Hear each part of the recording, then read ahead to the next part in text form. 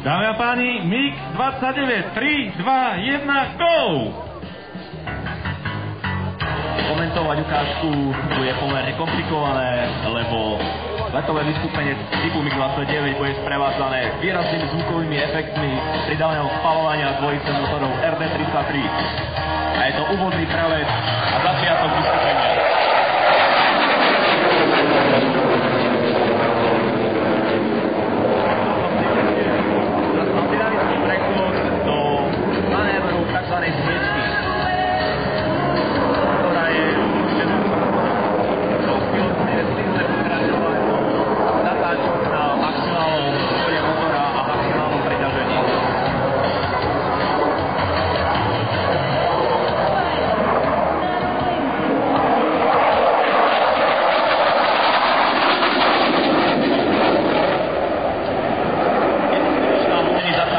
Plynule prejde pilot do letového prvku, takzvaného šikmého premetu.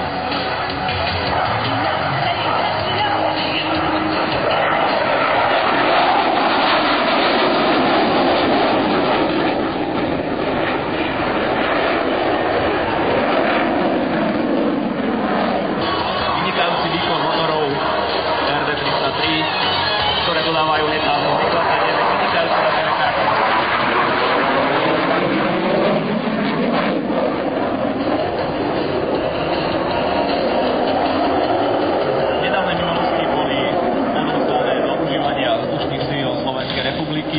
Modernizované MiG-29 v počte 12 kusov, z toho 10 kusov bolo jednomiestných typu AS a 2 boli dvojmiestné, takzvané Sparky typu UVS.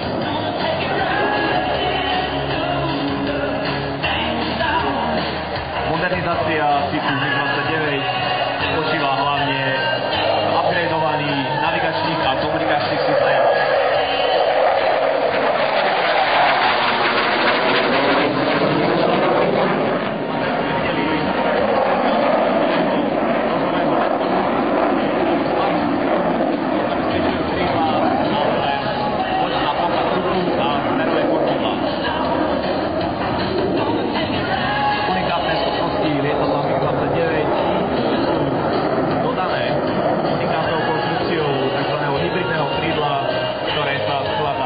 Bežníkovej hore s vynikajúcim výkonom motorov RD-33.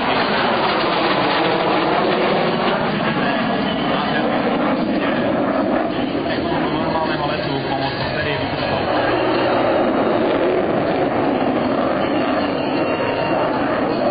A zase sme videli sériu výkrutov, pomocou ktorých sa zase dostávali do letového smeru a urobí prielet pred hlavnou tribúnou a návštevníkmi národných leteckých dní.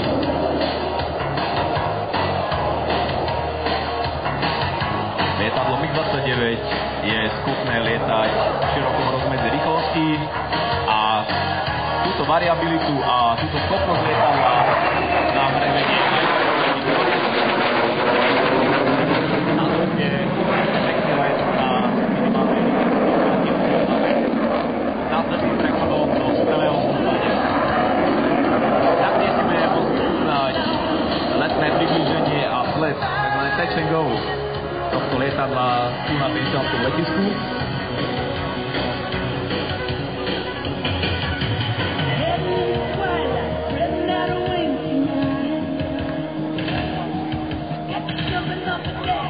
A zase nám nalietáva podrukovný hronec do hlavného náletového smeru pre tribúnou a prezentuje nám práve let na minimálnej manevrovacej rýchlosti s veľkým uhlom nábehu.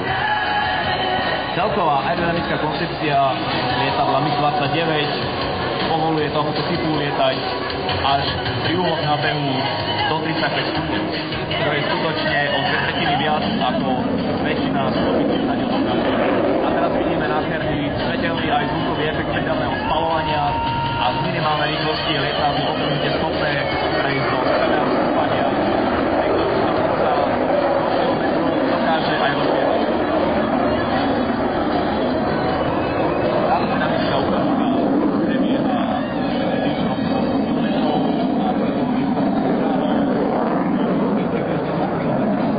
a toto vystúpenie sa musí vykonať v tzv. Display boxe, priestor vyčlenený na túto ukážku, ktorý nesmie byť narušený.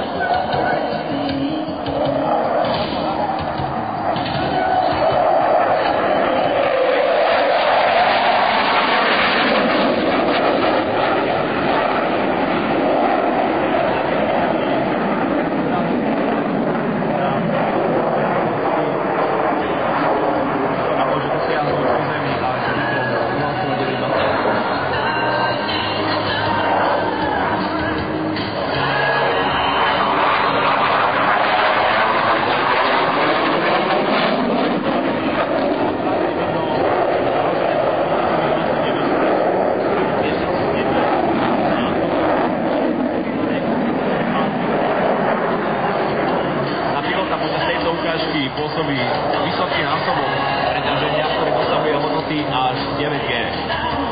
To znamená, čo na Zemi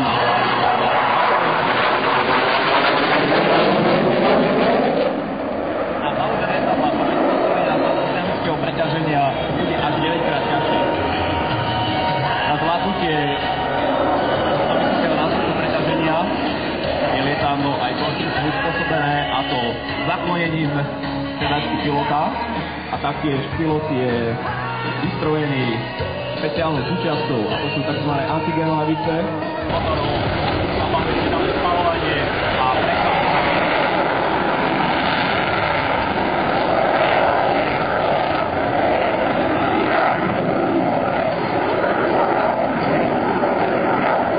Hlavnou palubnou zbraňou je 30 mm rýchlopálny kanón, a taktiež môže byť podvesený širokou škálou riadenej aj neriadenej výzbroje. A je to teraz strieľec s vysunutým podvozkom a rozsvieteným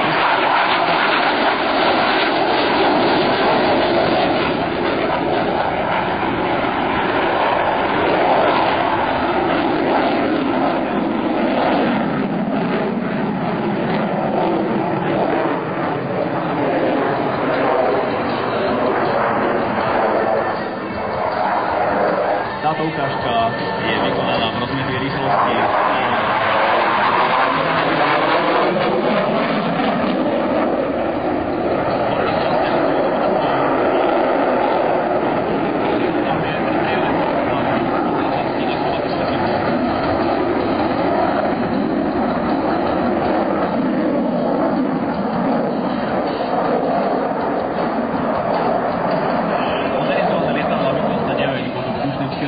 Slovenskej republiky dodávané aj špeciálne.